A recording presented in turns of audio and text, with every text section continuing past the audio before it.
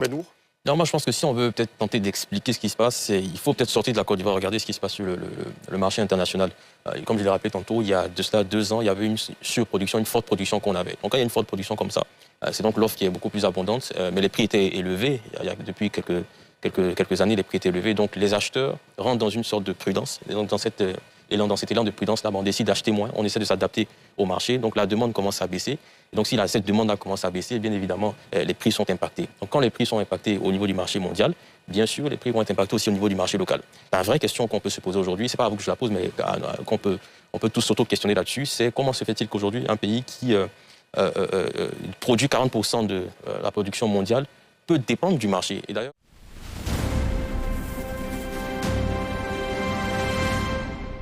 La crise du cacao prend une tournure inquiétante en Côte d'Ivoire. Dans le premier pays producteur de cacao au monde, le prix payé aux producteurs vient de chuter brutalement. Une baisse de près de 60% qui provoque colère, incompréhension et inquiétude chez les planteurs. Comment en est-on arrivé là? Que se passe-t-il réellement dans la filière cacao ivoirienne? Dans cette vidéo, nous allons analyser les causes de cette crise et ses conséquences pour l'économie du pays. Oui, aujourd'hui, on ne peut pas nier le poids du cacao dans l'économie ivoirienne. Il faut le dire aujourd'hui, la Côte d'Ivoire, qui se retrouve être premier pays producteur et exportateur de cacao, avec environ 2 millions de tonnes à l'année. On représente quand même 40% de la production mondiale.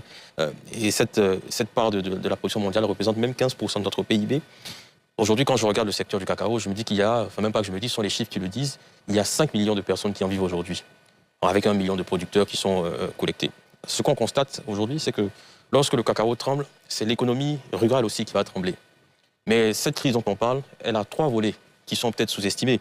Parce qu'il y a 3 crises qui sont simultanées. On a d'abord une crise que j'estime qui est une crise écologique ou climatique, parce que la baisse des rendements, elle est aussi due au changement climatique, elle est aussi due aux sols qui sont dégradés. Vous prenez entre 2022 et 2024, il y a 2-3 ans, on était à environ 2 100 000 tonnes collectées. Aujourd'hui, on est autour de 1 700 000. C'est quand même une baisse de 20% qu'on a. Au-delà de la crise climatique, on a aussi la crise du modèle agricole. Les plantations sont vieillissantes. Certaines ont 20 à 25 ans. Donc, il y a cette problématique-là de modernisation de nos plantations. Là où aujourd'hui, la plupart des plantations font entre 400 et 500 kilos par hectare. Une plantation moderne, c'est autour de 1,5 ou 2 tonnes par hectare normalement. Donc, il y a ce problème-là de productivité. Et enfin, la crise dont tout le monde parle, cette 3e crise-là qu'on a, c'est la crise du marché mondial. Avec la volatilité des prix, et on en vient à se poser une question. Le prix du cacao qui était à la hausse lors de la précédente campagne, est-ce que les paysans ont-ils vraiment profité de cette hausse-là du prix? Il faut le rappeler, il y a ce qu'on appelle le farm grade price, ce qu'on appelle les prix Borchamp, les prix qui ont été fixés à l'avance. Est-ce que les producteurs ont pu en profiter? Ça, c'est ma première question. Très bien, on va lui permettre. Et deuxième question, Oui. est-ce qu'on peut dire oui ou non aujourd'hui si la situation est-elle alarmante? Une question pertinente. Dire que certains producteurs en ont bénéficié déjà de 2800. Mais malheureusement, dans le mois de décembre, à partir de décembre, nous avons eu des stocks que nous n'avons pas pu écouler jusqu'à aujourd'hui, qui sont encore stockés. Et vraiment difficile pour dire que dans certaines zones, d'autres producteurs qui ne pouvaient pas garder leurs produits étaient obligés de vendre pour pouvoir subvenir à leurs besoins. Parce que c'était vraiment difficile. Le producteur ne vit que de son cacao. Et s'il n'a pas où partir, il est obligé de liquider son cacao pour pouvoir subvenir à ses besoins. Concrètement, quand aujourd'hui une coopérative comme Simpa, la vôtre, n'arrive pas à écouler son cacao, qui supporte le coût du stockage? Mais c'est la coopérative.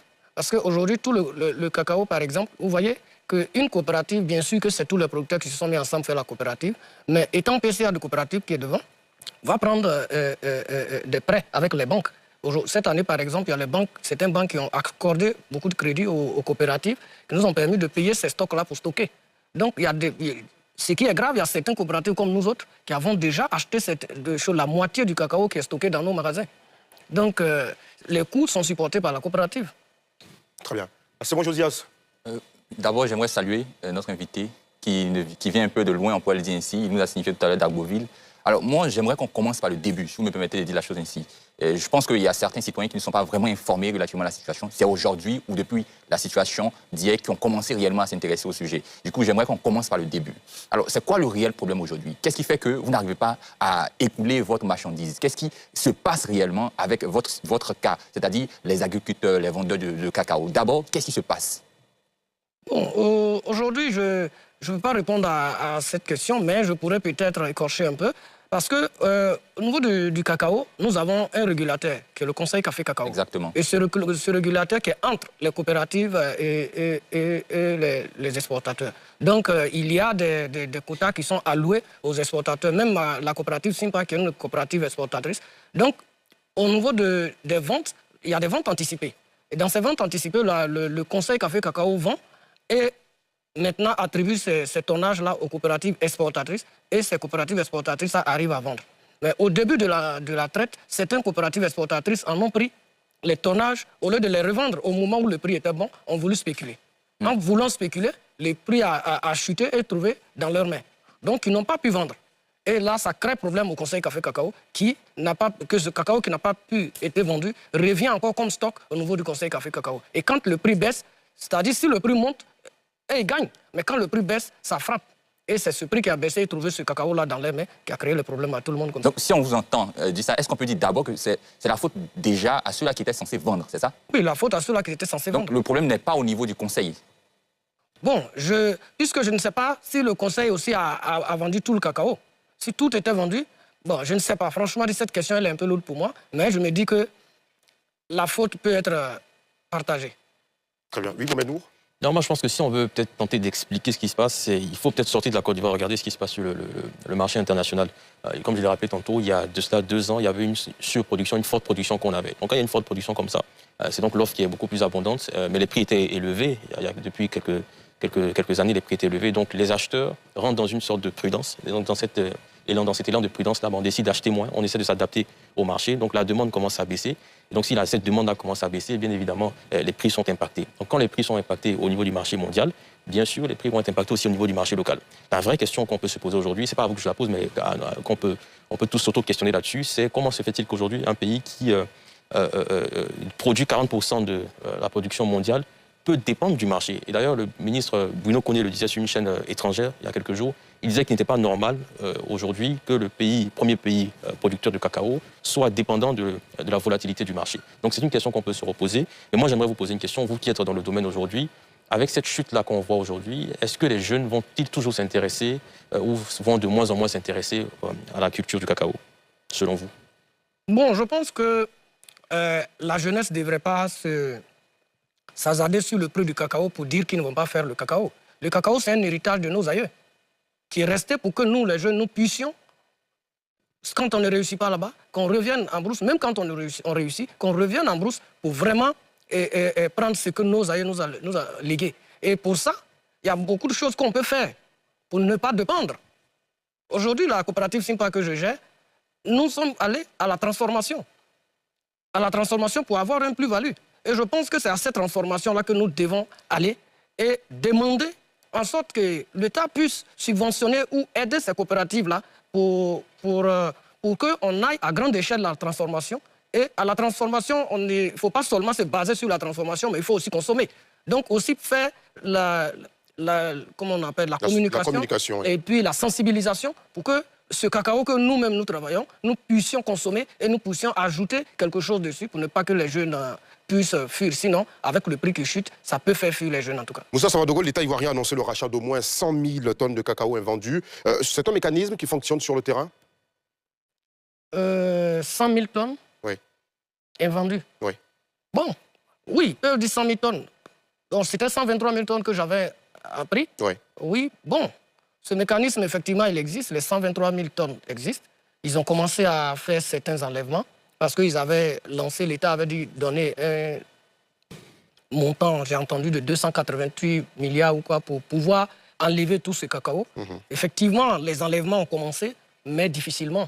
Parce que si une coopérative qui a peut-être 900 tonnes va décharger un camion dans 900 tonnes, c'est insignifiant. Aujourd'hui, il y a des stocks qui sont en train d'être enlevés, mais d'autres coopératives n'ont jusqu'à présent pas livré un seul camion.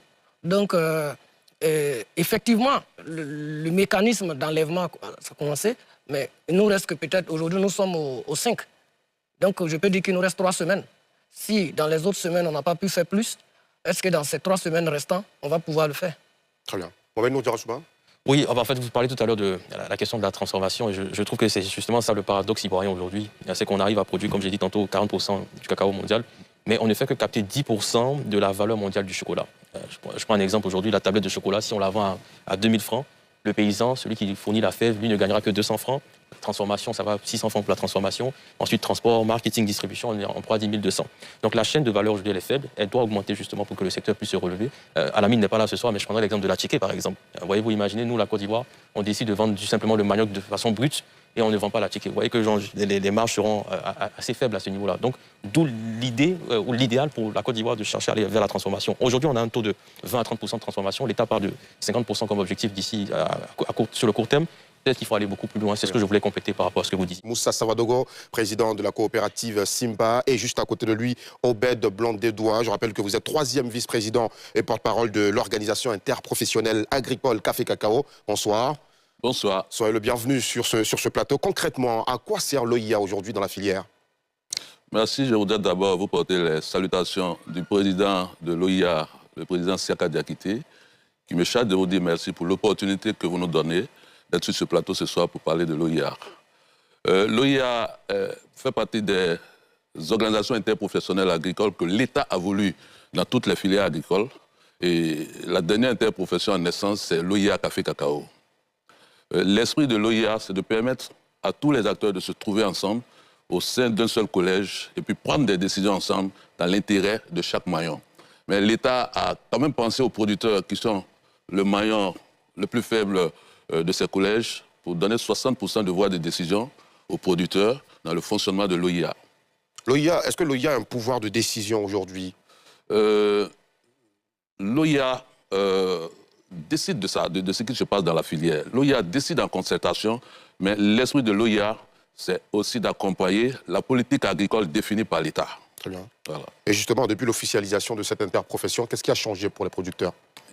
Écoutez, hein, l'OIA est né hier le 3 décembre et l'OIA a son arrêté de reconnaissance, mais il y a encore certains documents que l'OIA attend, qui est le décret de fonctionnement, qui n'est pas encore opérationnel. L'OIA est donc né avec la crise qui secoue la filière et l'OIA essaie d'apporter la contribution qu'elle peut apporter auprès de l'État, auprès du régulateur pour aller vers des solutions au profit de l'intérêt de tous les acteurs. Très bien. Mohamed Nour Djarsouba. Oui, merci à vous d'être là parmi nous. Vous avez tout de suite parlé de l'OIA, de ce que l'OIA fait. De votre position depuis l'OIA, est-ce que vous jugez la situation aujourd'hui alarmante, oui ou non? Ce que vivent aujourd'hui les producteurs de café cacao, c'est ça. Oui, c'est une situation difficile. Difficile en ce sens que vous comprenez que c'était une année qui suscitait beaucoup d'espoir pour les producteurs, avec le prix qui était annoncé. Mais en définitive, la loi du marché a commencé à s'imposer. Donc, depuis le mois de décembre, janvier, il y a un véritable ralentissement dans la commercialisation, ce qui a donc suscité beaucoup de bruit, beaucoup de déclarations. Et l'OIA s'y a invité là-dedans, s'est adressé à l'État et aux régulateurs. Donc, ensemble, des solutions ont commencé à être trouvées et qu'on peut développer tout à l'heure. D'ailleurs, ce que vous dites, c'est très intéressant. Vous dites que justement, beaucoup de choses se disent. Est-ce que vous pensez qu'aujourd'hui, les paysans sont réellement au courant de ce que c'est que la loi du marché? Parce que je pense qu'aujourd'hui, il y a peut-être un problème de communication entre les acteurs, tous les acteurs. On dit bien que science sans conscience n'est que ruine de l'âme. Alors je pense que action sans communication n'est que ruine de la compréhension. Les producteurs n'ont aucun problème avec ce qui arrive dans la filière. Vous savez que les producteurs ivoiriens, je ne parle pas des producteurs des autres pays, les producteurs ivoiriens sont dans un système stabilisé, un système de vente à terme. Ce que les producteurs ivoiriens observent aujourd'hui, est-ce que l'État de Côte d'Ivoire nous donne les 60% du prix mondial? Nous avons observé ça en octobre passé, où ce que l'État a dit a vraiment reflété les 60%. Le marché a dégringolé, nous suivons tous. Et ce que l'État vient de donner aujourd'hui, si l'on devait tenir compte du prix du marché mondial actuel, on devait être environ à 900 francs. Je me dis encore que l'État a fait des efforts pour aller jusqu'à 1200 francs. En regardant un peu les difficultés. Mais je vous explique clairement que dans les campements, les choses ne sont pas forcément comprises de cette façon, parce que quand on descend de 2800 à 1200 francs, le producteur lambda dans le campement ne peut pas savoir. Et d'ailleurs, c'est le rôle de l'OIA aujourd'hui aussi, en tant que représentant des producteurs, de bien comprendre la situation et d'expliquer aux producteurs. Très bien. Alors, on a justement Moussa Savadouro qui est avec nous. Pour vous qui gérez une coopérative, comment est-ce que vous expliquez cette situation aux membres de votre coopérative?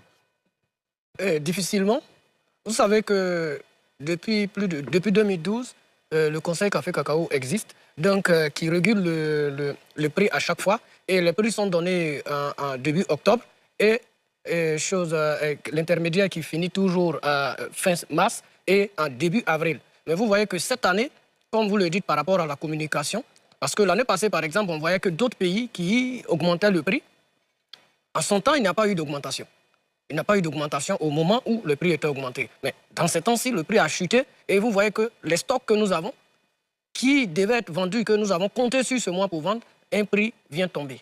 Difficilement que nous expliquons aux producteurs, parce que ce cacao que nous avons, moi j'ai du stock depuis novembre, qui n'est pas vendu. Donc imaginez-vous ce cacao-là que tu as pris aujourd'hui, qu'est-ce que tu vas le dire aux producteurs? Et Dieu merci que l'OIA est mis en place, même si toutes les structures ne sont pas encore rentrées, l'OIA n'a pas encore tous les papiers pour décider. Je pense que c'est maintenant que les producteurs doivent savoir effectivement qu'est-ce qu'ils doivent faire, parce que c'est difficile, très difficile pour nous les coopératives surtout, qui avons déjà donner des avances et déjà même payer certains cacao qui est dans nos mains. Imaginez-vous que 989 tonnes, dont 589 tonnes ont été payées cash, en stock, qui fait 1,6 milliard. Et aujourd'hui, quand il est vendu, tu te retrouves à 600 millions. L'essentiel à retenir sur la crise actuelle du cacao en Côte d'Ivoire. Une chute brutale du prix qui inquiète fortement les producteurs. Mais l'analyse n'est pas terminée, car il y a encore beaucoup de choses à comprendre derrière cette situation. Si vous voulez la deuxième partie de l'analyse, écrivez simplement « partie 2 » en commentaire.